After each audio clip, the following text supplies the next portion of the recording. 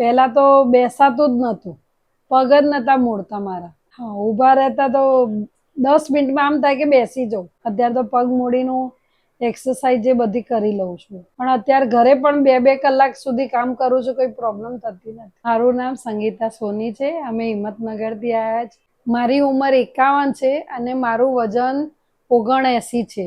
મારે 6 મહિના થઈ ગયા. ઓપરેશન કર્યા પછી 4 મહિને હું મંદિર જઈ આવી છું, કાજલ માતા મંદિર. હવે 350 પગથિયા ઉપર છે.